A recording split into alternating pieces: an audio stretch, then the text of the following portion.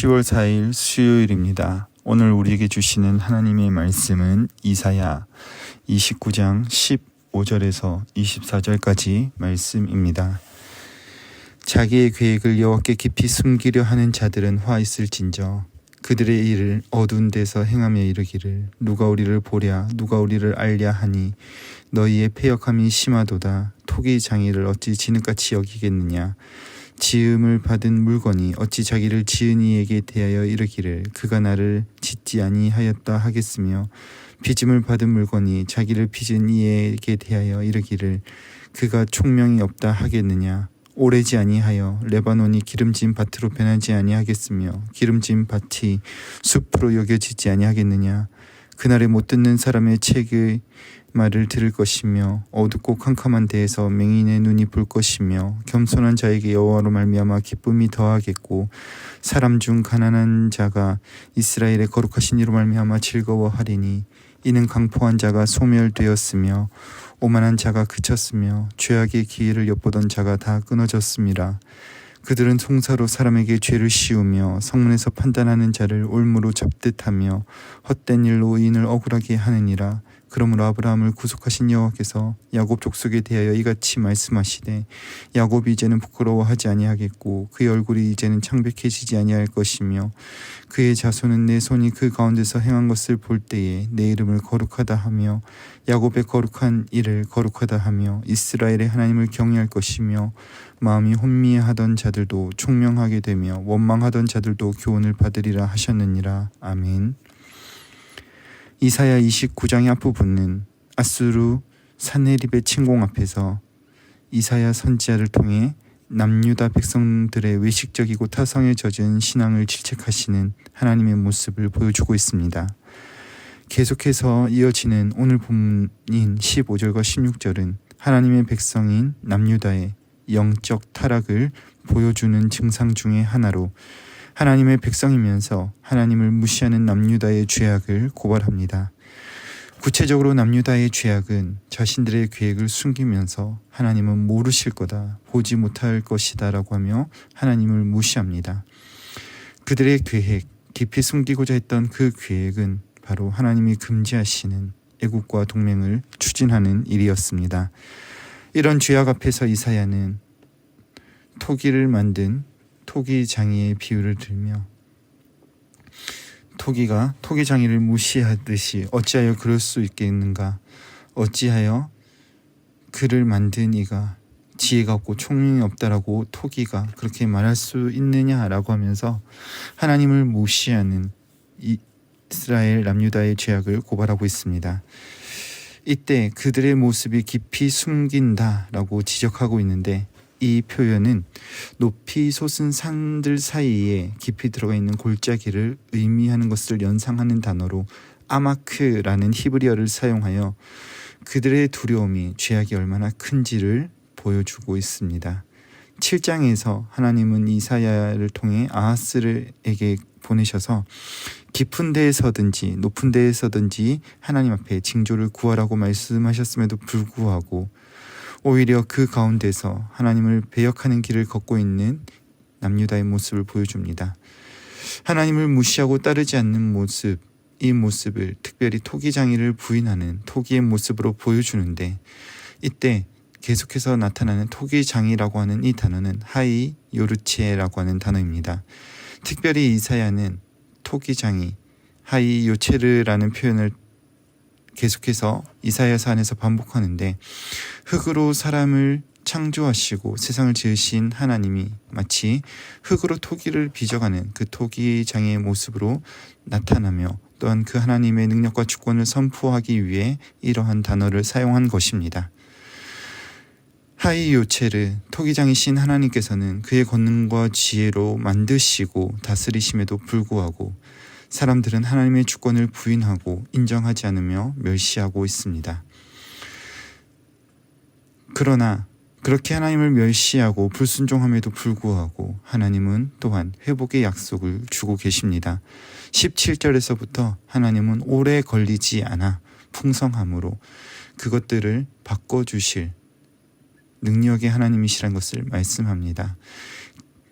풍성한 숲 레바논의 백향목과 같이 풍성한 숲이 어찌하여 기름진 밭으로 변하지 않을 것이며 어찌하여 그 기름진 밭이 풍성한 숲으로 변하지 않겠느냐라는 말씀을 통해서 하나님의 힘있고 능력이 있는 그 모습이 언제든지 사람이 생각하지 못할 정도의 빠른 시간 안에 변화로 일어날 것을 말씀하십니다.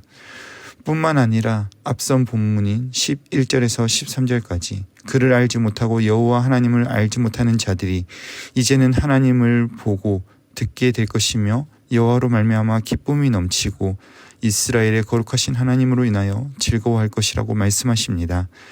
그때 악한 자가 끊어지는데 21절에 끊어지게 될 이들의 모습이 세 가지로 나타납니다. 첫 번째로 송사로 사람에게 죄를 뒤집어 씌우는 자로 자기가 가진 권력으로 다른 이들을 올가매는 죄악이 사라질 것이라 말씀합니다. 두 번째는 백성의 판관의 약점을 가지고 자기에게 유리한 쪽으로 판결하는 사법권을 쥐고 흔드는 자들, 이들 또한 끊어질 것이며, 세 번째로 의인을 억울하게 하는 자들, 불의로 의를 억울해지게 만드는 자들이 끊어질 것이다 라고 말씀하십니다. 결국에 이 일은 앞서 선지자가 책망한 하나님이 듣지 못한다고 간섭하지 않으신다고 생각하기 때문에 행하는 모든 결과들이 끊어지게 될 것이다 라고 말씀하십니다. 그렇게 하나님께서 행하실 것이다 라고 하는 약속을 22절에 아브라함을 구속하신 하나님, 값주고 사신 하나님이 우상을 섬기던 곳에서 떠나 하나님을 섬기게 하듯이 하나님이 아닌 애국과 자신들의 이익을 사랑하던 이들이 다시 하나님을 경외하게 될 것이라 말씀하시는 것입니다. 오늘 이 말씀 앞에서 우리에게 주시는 교훈이 무엇입니까? 우리가 하나님이 아닌 다른 것을 의지하고 있지 않는지를 우리가 계속해서 살펴보기를 원하고 계십니다. 그리고 살펴보는 것에서만 끝나는 것이 아니라 그렇다면 우리는 끊어내야 한다는 것입니다. 우리에게 하나님이 아닌 다른 것이 소망이라고 생각하고 내가 가진 권력이 나의 가능성이 된다고 생각한다면, 남유다처럼 깊은 곳과 높은 곳에서 하나님을 신뢰하지 않는다면 죄악된 길로 빠져 들어갈 것이라는 것을 기억해야 합니다. 쉽게 남을 판단하고 다른 이들의 약점을 잡아 그것으로 만족하는 비열한 삶을 끊어내고 우리를 지으신 목적대로 다시 한번 하나님의 자녀답게 살아갈 것을 우리에게 말씀하시는 것입니다. 우리에게 있는 힘과 능력, 소망이 아니라 참 소망이 되시는 하나님을 의지하게 될 때 24절에 혼미했던 우리 마음이 주의 교훈으로 말미암아 새롭게 될 것이며 온전함과 진실함으로 하나님을 경외하게 될 것입니다. 주 안에서 사랑하는 성도 여러분, 우리의 가능성이 하나님께 있음을 고백합시다. 내가 마음만 먹으면 언제든지 손 뻗을 수 있는 애국과 같은 존재가 있다면 그것을 주목하는 것이 아니라 우리를 주목하고 계시며 크신 팔을 펼치고 계신 하나님을 의지하는 저와 여러분이 되기를 원합니다. 말씀을 맺겠습니다. 남유다는 북이스라엘이 하나님을 멸시한 결과로 멸망당하는 것을 보면서도 그들의 죄악을 끊어내지 못했습니다. 오늘 우리에게도 남유다와 같은 모습은 없는지 살펴봐야 할 것입니다. 하나님보다 먼저 우선시되는 나의 유익, 나의 우상들이 있다면 과감히 끊어내야 합니다. 또 하나님보다 내가 의지하는 나의 힘과 능력이 하나님이 기뻐하지 않는 일에 사용되고 있다면 우리를 지으시고 구속하신 분의 뜻에 따라 나 자신을 온전하게 사용해 달라고 겸손히 엎드려 주님의 뜻을 구하는 이 하루 한날 되시기를 간절히 소망합니다. 기도하겠습니다. 거룩하신 하나님, 오늘 이사야를 보내심으로 남유다에게 말씀하시는 하나님을 봅니다. 북이스라엘이 하나님을 무시하고 그들의 풍요를 노래하다가 멸망당했음에도 불구하고 똑같은 모습으로 망해가는 유다를 향하여 책망하시며 회복을 약속하시는 하나님을 바라봅니다.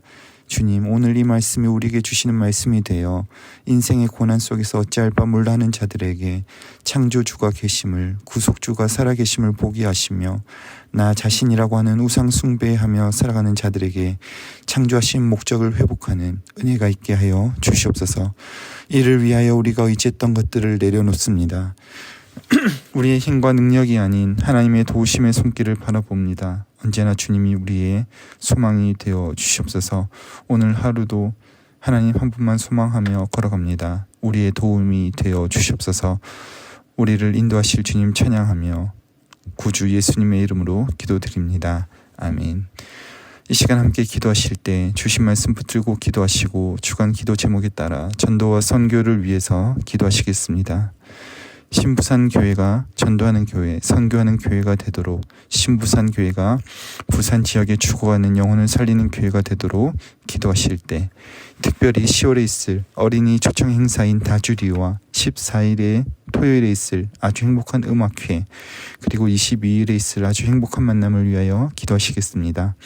이 모든 일정들을 통하여 하나님이 찾으시는 영혼들이 부담 없이 교회에 자유롭게 드나들 수 있는 계기가 되게 하시고, 여러 모습으로 선포되는 복음을 통하여 인생의 참 소망이신 그리스도 예수님이 증거되게 해달라고 함께 기도하시겠습니다. 우리 교회가 파송하고 후원하는 선교사님들과 세계 선교를 위하여 합심적 목과 개인적인 제목으로 기도하시다가 각자의 처소로 돌아가시겠습니다. 함께 기도하겠습니다.